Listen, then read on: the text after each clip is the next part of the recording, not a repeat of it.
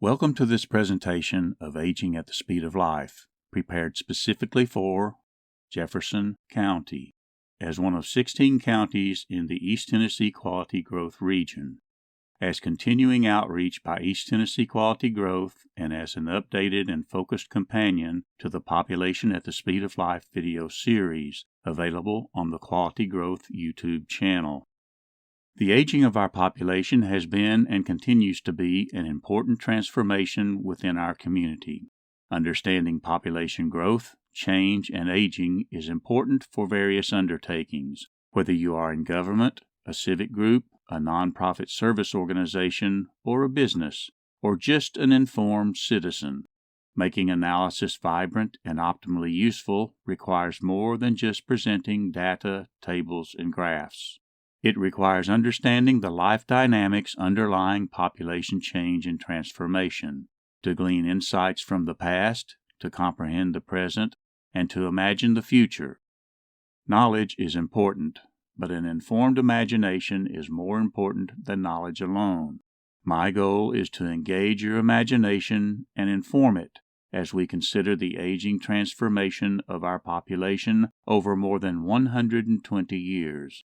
Imagine Jefferson County, population, growth, and change, and the aging of our population. We can begin by tracking changes in the age distribution of the population, from the past to the present and projected into the future. The distribution shows population count by 5-year age groups, from 0 to 4 years old on the left to 85 years old and older on the right. We begin in 1950 and will progress the distribution decade by decade to 2070 to illustrate the basics of demographic change and aging transformation. The distribution of population by age in 1950 looked like a slightly irregular and flattened pyramid, rotated and laid on its side, with a large young base and a small old apex. This was a young population in 1950 with relatively few members at older ages. Remember this shape for comparisons later. Before we dig deeper, let us preview the aging transformation of the population over 120 years, decade by decade to 2070.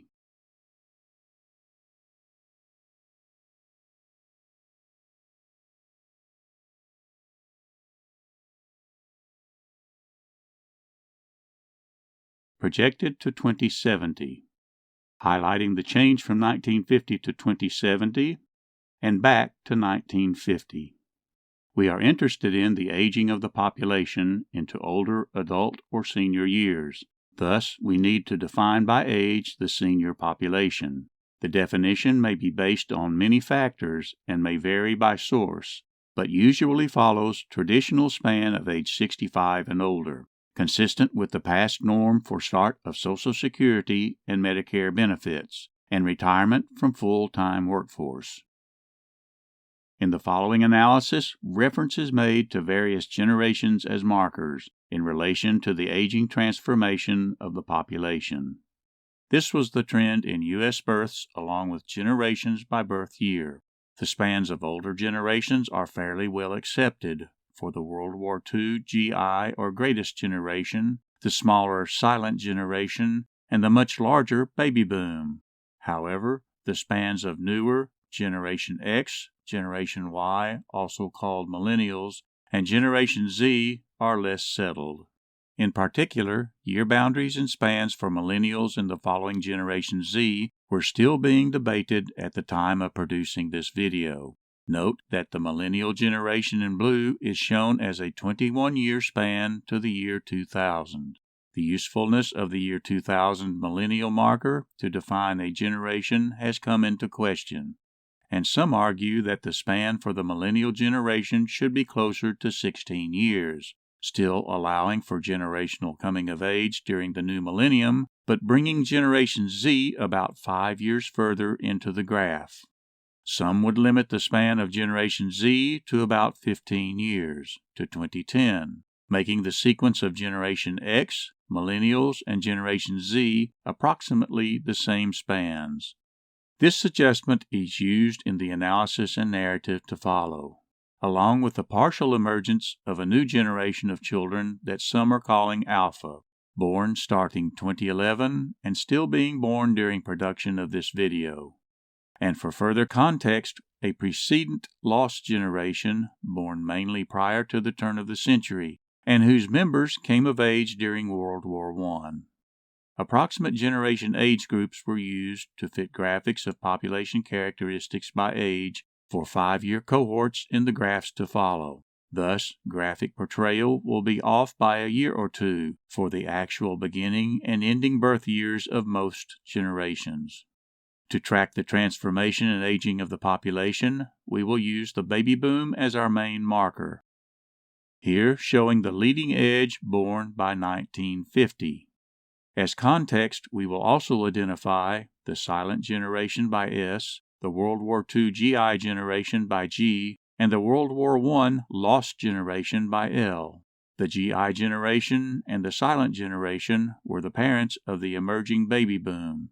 In successive graphs, we will add generations X, Y, and Z as they emerge, and the new generation Alpha that is still being born during production of this video.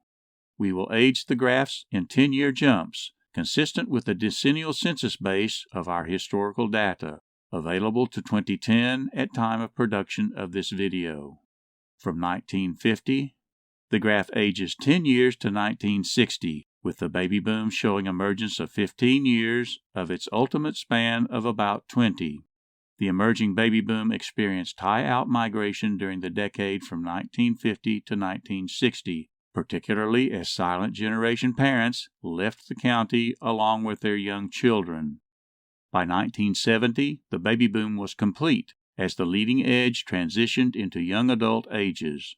But unlike most other counties in the region, reversing to substantial in-migration from 1960 to 1970, possibly due to spillover of growth from Hamlin County, an increase of enrollment in Carson-Newman College, with aging of the baby boom into young adult college-age years. From 1970 to 1980, baby boomers experienced overall in-migration, with large in-migration in ages 15 to 24 and out-migration in ages 25 to 34, characteristic of a relatively large college or university such as Carson-Newman. The growth in overall population slowed from 1980 to 1990, with baby boom out-migration mainly in ages 25 to 34. The baby boom aged fully into adult status and reached the verge of middle age. The next decade from 1990 to 2000 showed strong increase due to in-migration, followed by strong in-migration increase the next decade from 2000 to 2010. The baby boom was then a mature population on the verge of entering senior years. Focus now on the senior years in 2010. The senior population showed increase from 1950 to 2010, due partly to more recent in-migration, but also due to aging of the 3 generations preceding the baby boom. The county was a strong retirement destination, especially for the silent generation, and this boosted the senior population.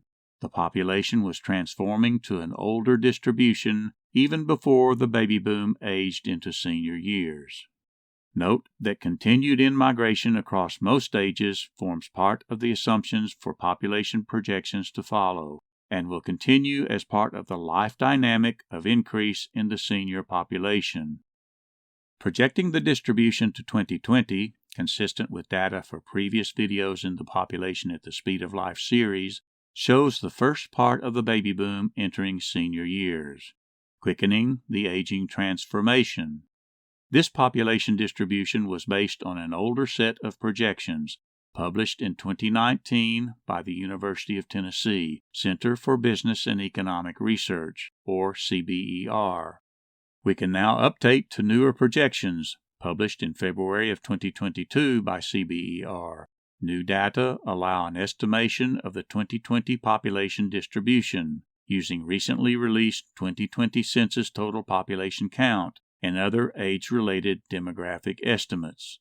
The changes in the age distributions between the old and new projections were minor. and did not materially affect the analysis between this presentation and previous video presentations in the Population at the Speed of Life series. We can now switch from 10-year jumps to 5-year jumps as we age the graphs across the screen, gaining finer detail in the process. Pay close attention to the age group 85 years old and older, which demographers have labeled the oldest old. This will be an additional focus of aging transformation in our future population. Putting the graph in motion again, we see the aging of the baby boom to 2025, and fully aging into senior years by 2030.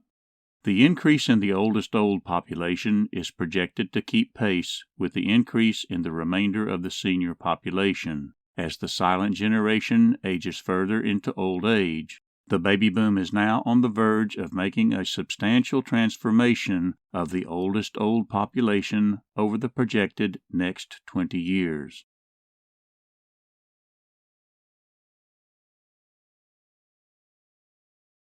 To 2050.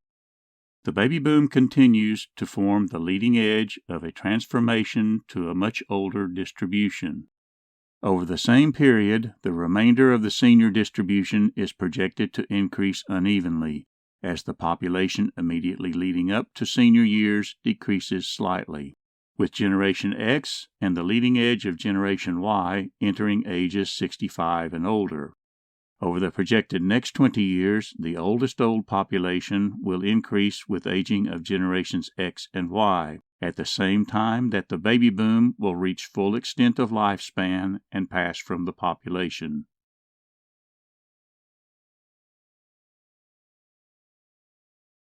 To 2070.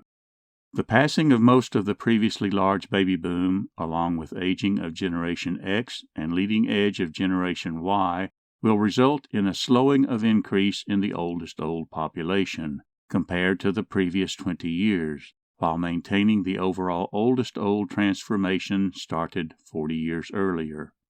Over the projected final 20 years to 2070, the remainder of the senior distribution is projected to continue increase, with the trailing edge of Generation Y and the leading edge of Generation Z entering senior years, maintaining the overall transformation of an older population started 120 years earlier. Comparing the projected 2070 age distribution to the 1950 distribution, we can see the transformation of an aging population over 120 years. The beginning or leading edge of the baby boom around 1950 was not the beginning of a future tsunami. The baby boom was and is and will be the leading edge of a generations-long transformation of the population, like a sea rise that will persist into the next century. To further illustrate the aging transformation and its long-term persistence, we can focus on the senior population count from 1950 to present and projected to 2070. The senior population increased continuously from 1950 to 2010. From 2010 to 2030, the aging of the baby boom results in a noticeable rush of senior population increase, which will moderate after 2030. To gain more comparable summary numbers, we can calculate the percentage of seniors to total population, resulting in a graph illustrating relative growth. The percentage of total population accounted to seniors age 65 and older rose from 1950 to 2010. The population was aging even before entry of the baby boom into senior years. The pace increases as the relatively large baby boom is projected to age into senior years from 2010 to 2030. This is followed by a trend to relative leveling out from 2040 to 2070, maintaining at higher historical levels as successive Generation X, Millennials, and Generation Z continue to age into senior years. Focus on the 27.31% of total population in 2070, as this relates to the projected population distribution in senior years by 2070.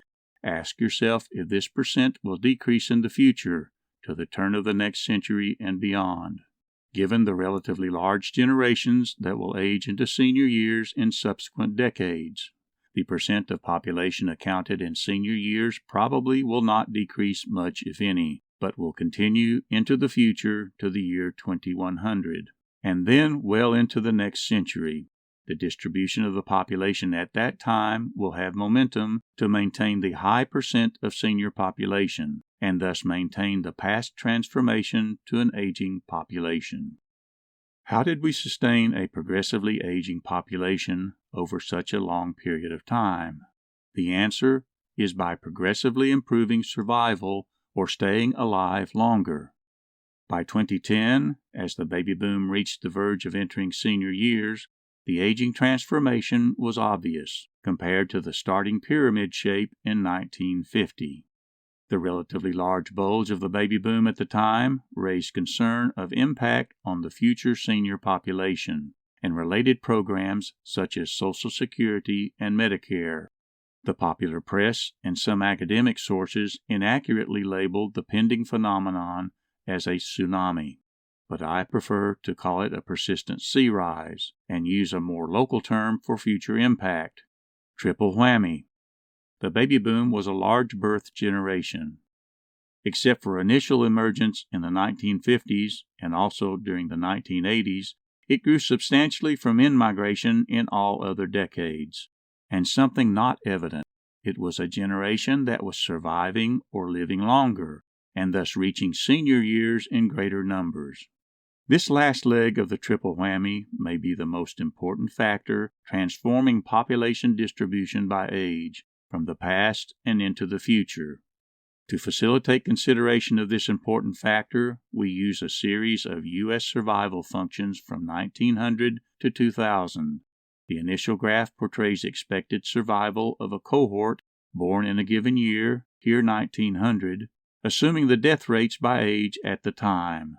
In reading the graph, the numbers reflect percent of total population expected to survive by year of age. As example, in 1900, you would expect 80% of the babies born would survive to age 5. That means that you would expect 1 in 5, or 20% of babies born in 1900, to die before age 5. The graph is essentially the inverse of the death rate. Jumping now to the year 2000, we see a great leap of improvement to less than 1 in 100 deaths by age 5, from expected 1 in 5 deaths in 1900. Most of the improvement in survival happened from 1900 to 1950, especially for the younger population, and most of that was due to the dramatic increase in survival for the population younger than 5 years. There also was a cumulative improvement of survival across all ages, such that a Generation Z baby born in the year 2000 could expect to greet a near 100% year-to-year survival well into its adult life, and expect its cohort to survive to age 50 and older in high numbers. At the other end of the graph, the improvement in survival for the oldest old progressed apace, starting in 1900 with a low survival of about 6% at age 85. And showing substantial increase by 2000 to an expected survival of about 35%. This was part of the larger improvement in survival for seniors 65 and older, with expected survival to age 75 increasing threefold, reaching approximately the average life expectancy in 2000.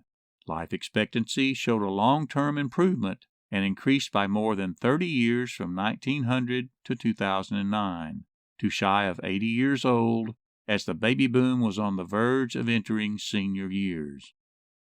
Ancient text describes the situation fairly, with range of expected life from 70 to 80 years, with certain challenges in the interim. Remember labor and sorrow for future reference, from words written about 3,000 years ago. However, other ancient text provides a different perspective, beginning with a statement that fairly reflects the present situation of low infant mortality and longer life into older age for most adults, but raises the bar for ideal life expectancy to 100 or more. Assuming successful breakthroughs in medicine and aging research and improved well-being in the future, we may be on the cusp of that ideal. and some speculate that many in the youngest generations present and being born today may routinely live to 100 or even 120 years old. Not only would this maintain the transformation of our aging population, but also may intensify it in the future. Let us now tie things together and exercise our imagination. Imagine generations connected, with each older generation improving well-being and survival, and improved well-being and survival progressively greeting each new generation. We start with the survival curve for 1900 and overlay generations of interest at the time. The unnamed 3 predecessor generations span ages in which they would have impact on health and well-being of the contemporary and future population. The named lost generation was too young to have much impact at the time, but would come of age during World War I to take their literary moniker and impact in the next century.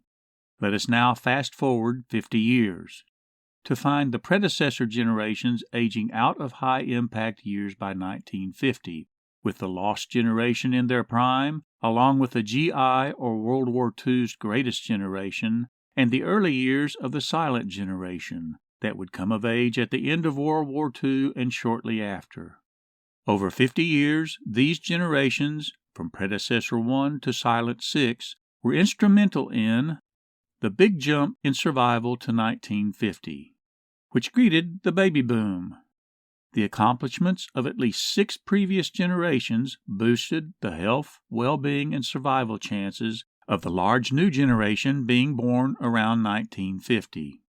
In recognition of improved health and longevity, let us expand the high-impact years to age 85, and again fast forward another 50 years.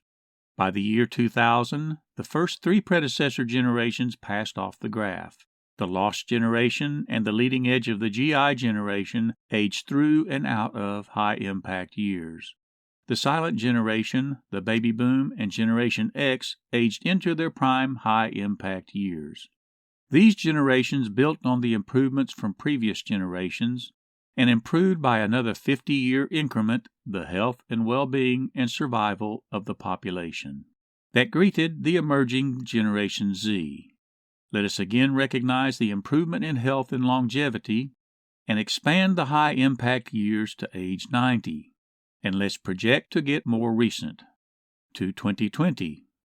In recognition of recent activism that focuses on the awareness of youth for their own well-being and probable improvements in survival and longevity at older ages, we can expand the years of impact to encompass ages 15 to 95 and include much of Generation Z, Millennials or Generation Y, Generation X, the baby boom, and the silent generation, all of whom stand to improved well-being of the contemporary population and the well-being of generations to come. We can get a sense of the generational relationship by overlaying the first generations present 120 years prior in 1900. In relation to the baby boom, the links between health and well-being and improvement to survival spanned at least 7 generations. This may challenge our thinking to consider a much expanded time horizon for contemplating our important work at hand. We are the first generation of more generations.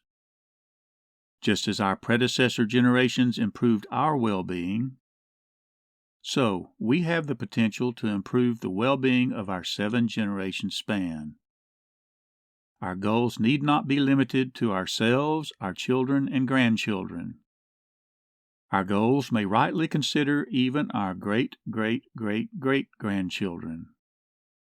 What we do today, what we build today, can outlive us by many generations. The potential to impact health and well-being of contemporary and future generations should include the continuing active involvement of seniors aged 65 and older, who may experience longer and healthier lives, including the oldest old, for as long as they are able. Retirement and growing old need not lead to a cessation of involvement in a productive personal, family, and community life. Seniors can continue to apply their skills, accumulated knowledge, and life experience to the improvement of well-being and survival for themselves, their family, contemporary generations, and future generations yet unborn.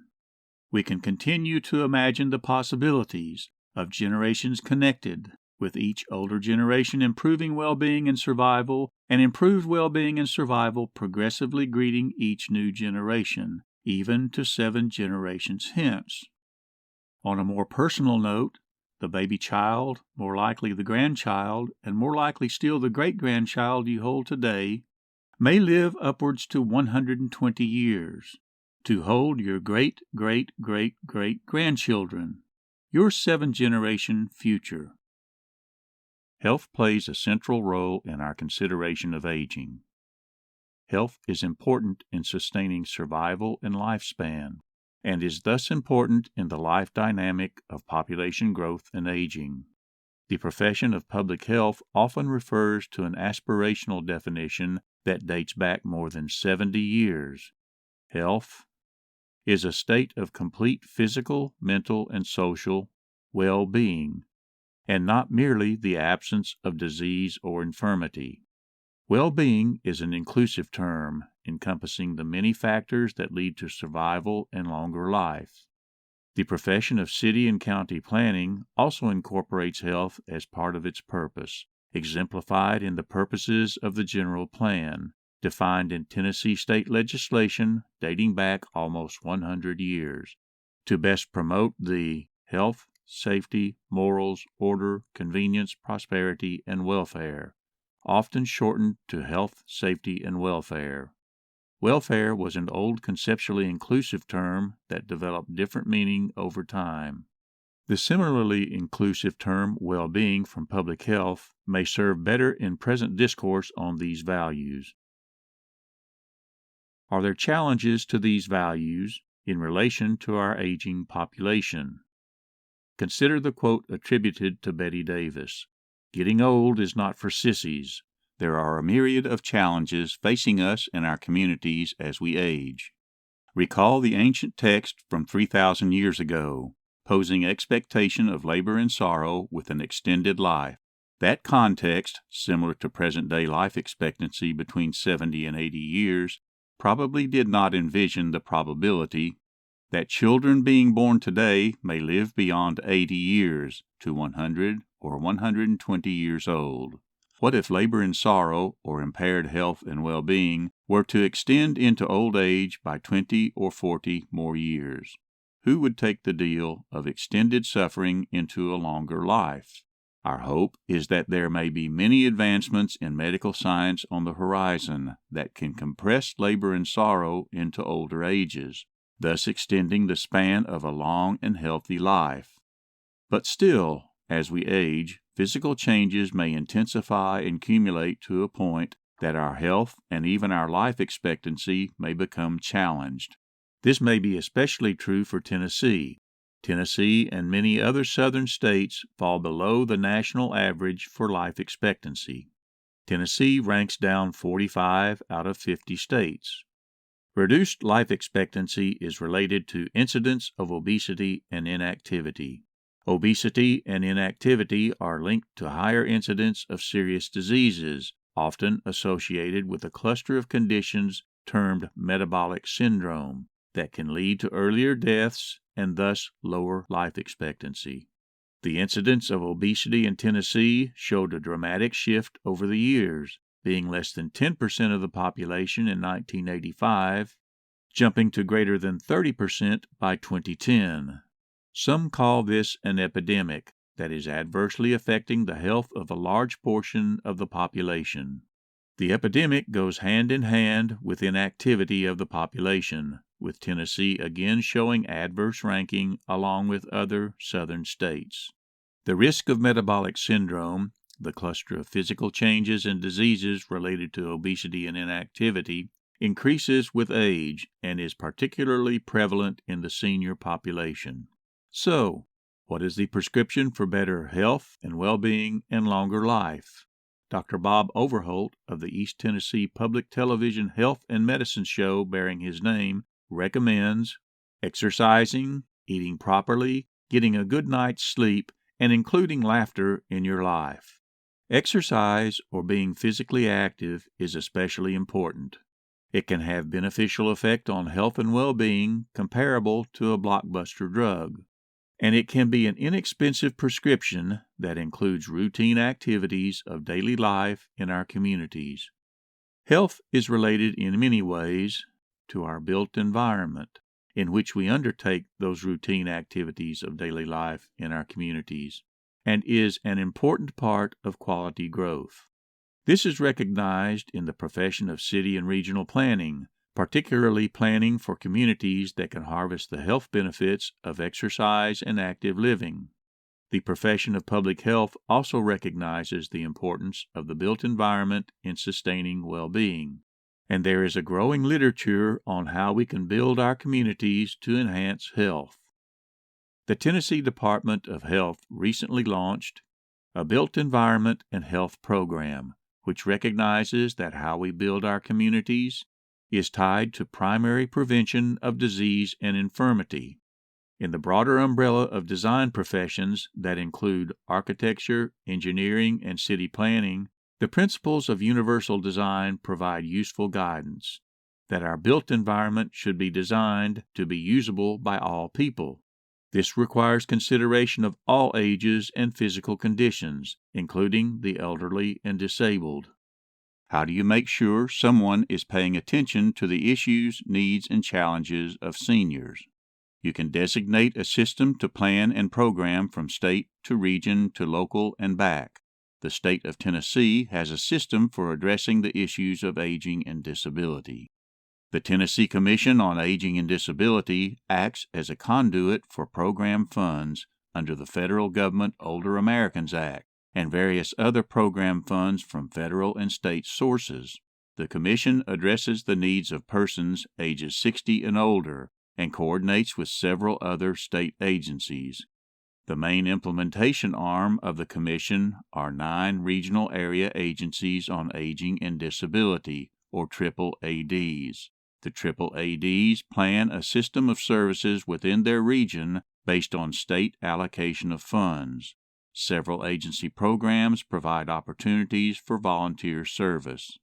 The AAADs oversee multipurpose senior centers, providing a wide array of information resources and services in all counties in the state. Funding includes not only federal funds but state funds and funds provided by local governments and the community. The local senior center also provides a venue for volunteer service. Many of the programs of the Tennessee Commission on Aging and Disability provide avenues for local volunteers to become involved in providing services to seniors and the disabled. As example, one of those programs addresses our values of health, safety, and well-being.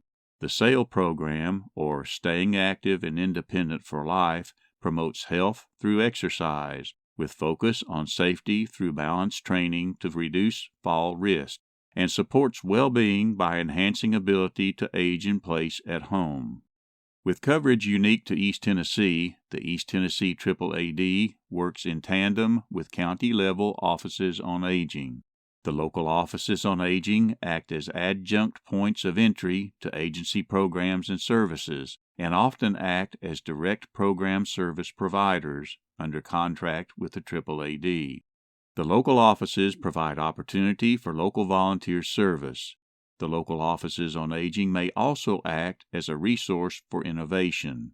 For example, the Blount County Office on Aging undertook a community outreach that included identifying priority issues with aging in the community. The top priority from the outreach process was transportation.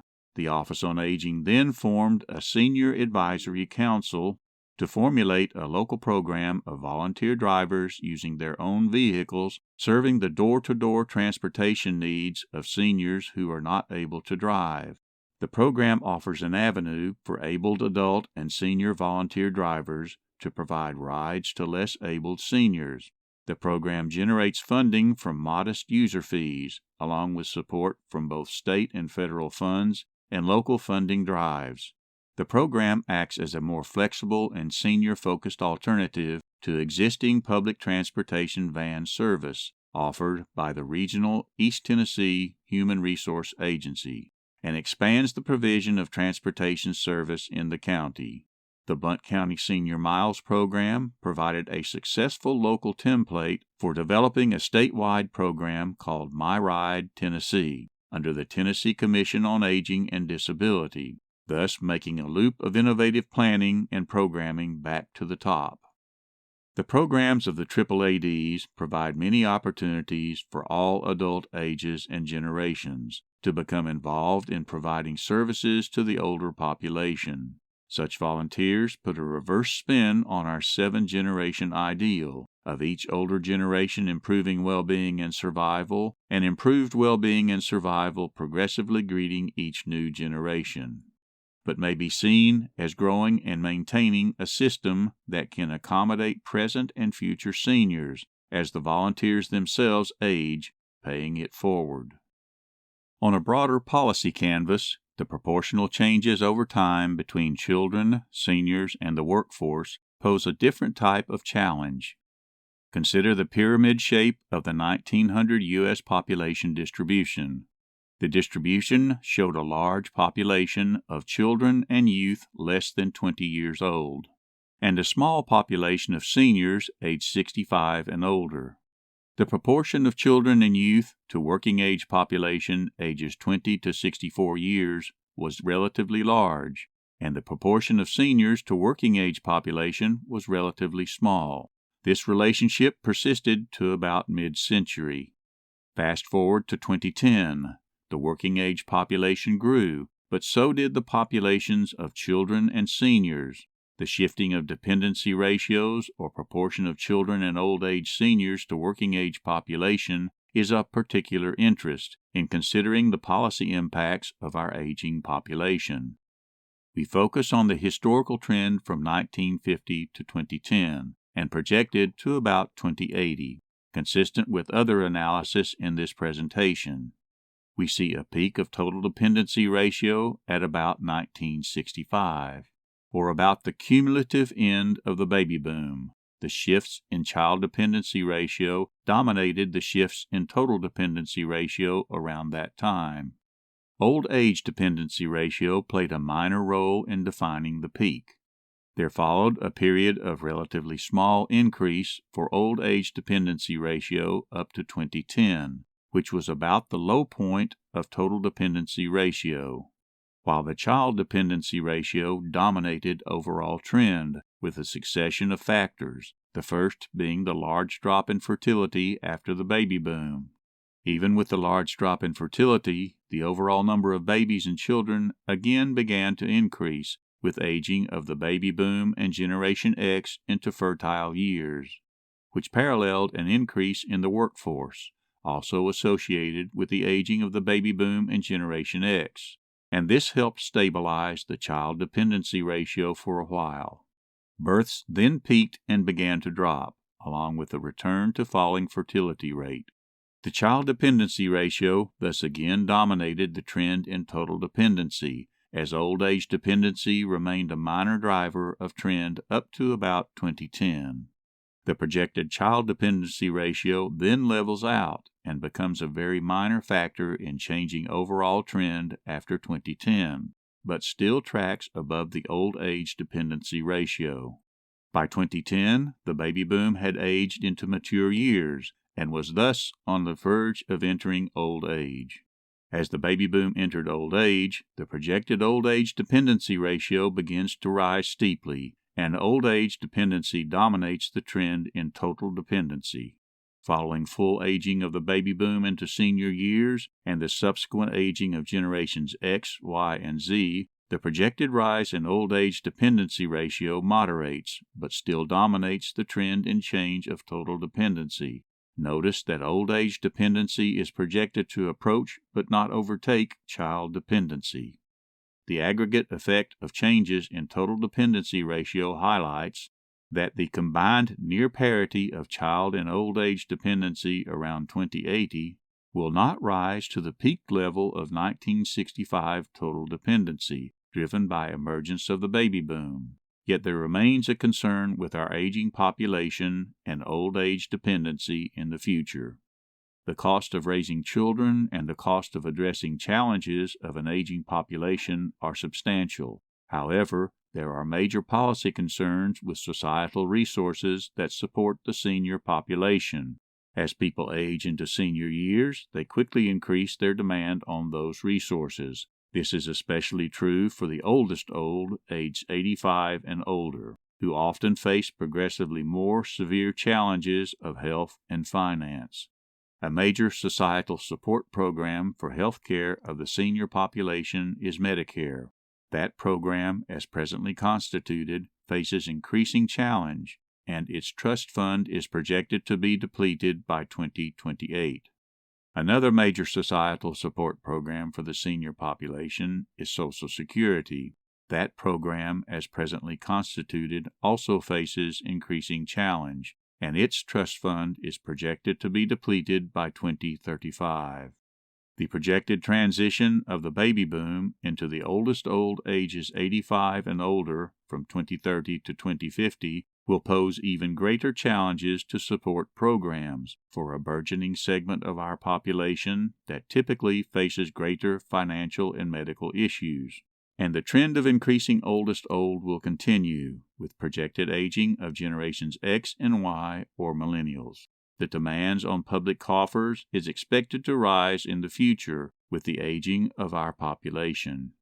So, when should we address our core values in relation to our aging population? For challenges we may face due to our aging population, if we address those challenges now, we will address them for the many generations to follow. The important point is to start addressing the challenges now, as the senior population is on a quick rise, exposing or highlighting many critical issues.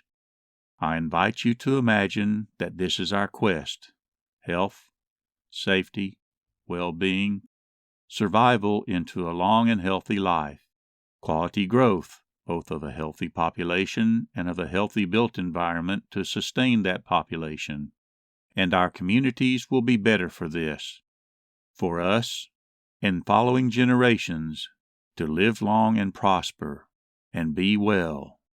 Imagine that. Thank you for imagining with me. Hi, I am John Lamb, producer of Aging at the Speed of Life, and the narrator for this presentation.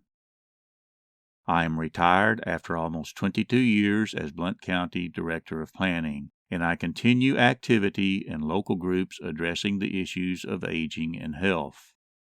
I am also member of similar groups at the regional level in East Tennessee. And I am president of East Tennessee Quality Growth, or ETQG, covering the 16 counties shown on the map. East Tennessee Quality Growth is a 501c3 nonprofit organization with mission to promote regional and local dialogue, along with regional cooperation and local action. This video was produced as a volunteer service with no funding from any government or private organization. You may access more videos on population growth and change in the 16 counties of the East Tennessee Quality Growth region on the Quality Growth YouTube channel.